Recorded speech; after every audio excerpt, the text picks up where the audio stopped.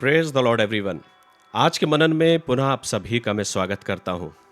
मेरे प्रियो, मैं प्रार्थना करता हूँ कि प्रभु आज अपने इस वचन के द्वारा आप सभी से बातचीत करें।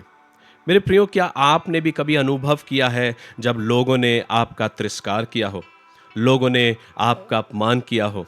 ऐसे समय में आपकी निगाहें किस ओर रहती हैं? क्या आपका मन निराश और हताश से भर जाता है? क्या आपका मन दुखित हो जाता है जब लोग आपका तिरस्कार और अपमान करते हैं?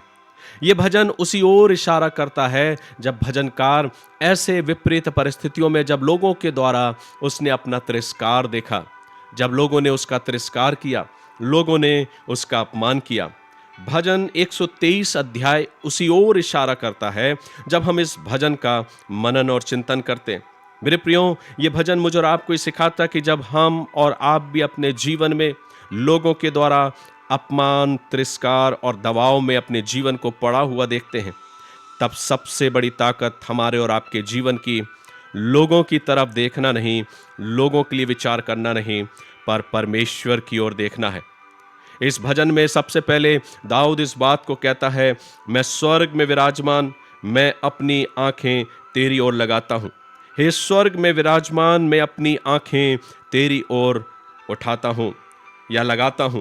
तो मेरे प्रियो, परमेश्वर का वचन मुझे और आपको ये बताता है कि जब हम और आप अपने जीवन में ऐसे विपरीत परिस्थितियों में पड़ा हुआ देखें, तो हमें अपने जीवन में अपनी निगाहों को परमेश्वर की ओर लगाना है, क्योंकि सच्ची शांति और सच्चा अनुग्रह हमें हमारे परमेश्वर की ओर से मिलता है। जब हम अपमान के दौर से, तिरस्कार के दौर से होकर गुजरते हैं, तो हमें उन समस्याओं की ओर नहीं, उस अपमान की ओर नहीं, पर हमें स्वर्ग के परमेश्वर की ओर अपनी निगाहों को लगाना है। दूसरे पद में लिखा है, देख जैसे दासों की आंखें अपने स्वामियों के हाथों की ओर और जैसे दासियों की आंखें अपने स्वामिनी के हाथ की ओर लगी रहती है, वैसे ही हमारी आंखें हमारे परमेश्वर यहोवा की ओर उस समय तक लगी रहेगी जब तक वह हम पर अनुग्रह ना करें।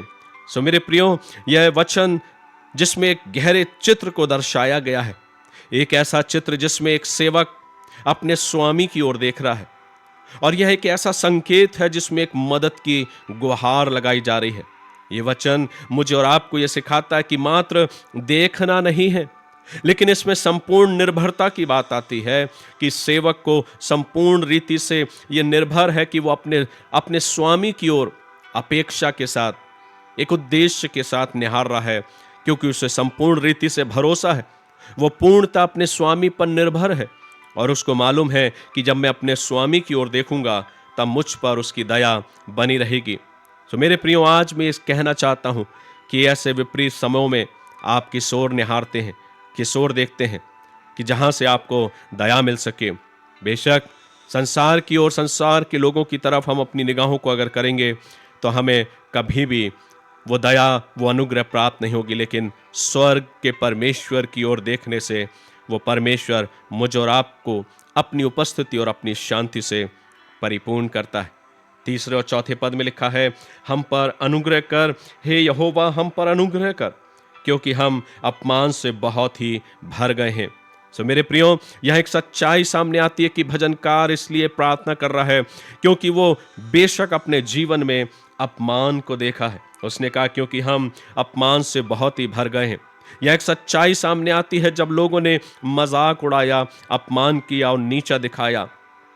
मेरे प्रियो, कई बार हम और आप भी ऐसे दौर से गुजरते हैं जब लोग हमारा अपमान करते हैं, हमारी इंसल्ट करते हैं, हमारा तिरस्कार करते हैं। लेकिन मेरे प्रियो, भजनकार इन शब्दों को कहकर यहीं पर नहीं रुक गया कि देख हम अपमान से भर गए, लेकिन यह बहुत खूबसूरत बात लिखी है जो चौथे पद में वो लिखता है, कहता है, हमारा जीव सुखी लोगों के ठट्टों से और अहंकारियों के अपमान से बहुत बढ़ गया है। इस तीसरे और चौथे पद में वो एक बात कहता है, हम पर अनुग्रह कर, हे यहोवा हम पर अनुग्रह कर। यहाँ सिर्फ भजनकार सिर्फ प्रार्थना नहीं कर रहा मेरे प्रियो, लेकिन अपने जीवन में इस परमेश्वर से गुहार लगा रहा है। वो सिर्फ उन परिस्थितियों को नहीं बता रहा है कि देख मैं अपमान से भर गया, लेकिन वो अपने उस अपमान को प्रार्थना में बदल देता है और अपने स्वामी की तरफ अपनी निगाहों को करता है, एक दया की पुकार लगाता है। वो कहता है, हम पर दया कर।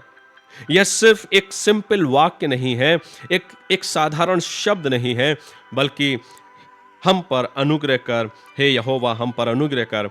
यह एक पावरफुल प्रेयर है, एक ऐसा शब्द जिसमें अपनी कमजोरियों को, अपनी परिस्थितियों को स्वीकार करते हुए परमेश्वर की ओर निगाहों को करते हुए, इस निगाहों को परमेश्वर की ओर इस रीति से देखना कि सारी दया और करुणा उसी परमेश्वर की ओर से आती। मेरे प्रियो, भजन 123 अध्याय मुझे और आपको एक ऐसी सीख देता है, जब लोग आपको नीचा दिखाने का प्रयास करें, अपनी आंखें स्वर्ग के परमेश्वर की ओर लगाओ। जब दुनिया आपका तिरस्कार करे और आपका अपमान करे, तो परमेश्वर की दया को पकड़े रहो, क्योंकि सच्ची शांति और अनुग्रह उसी परमेश्वर की ओर से आता है। आइए हम प्रार्थना करें और प्रभु से कहें कि हे प्रभु, जब हम पर तिरस्कार हो, जब हमारा अपमान हो, जब हम ऐसे दर्द से होकर गुजरे, तो हमें सिखाइए कि हम आपकी ओर देखने वाले हों।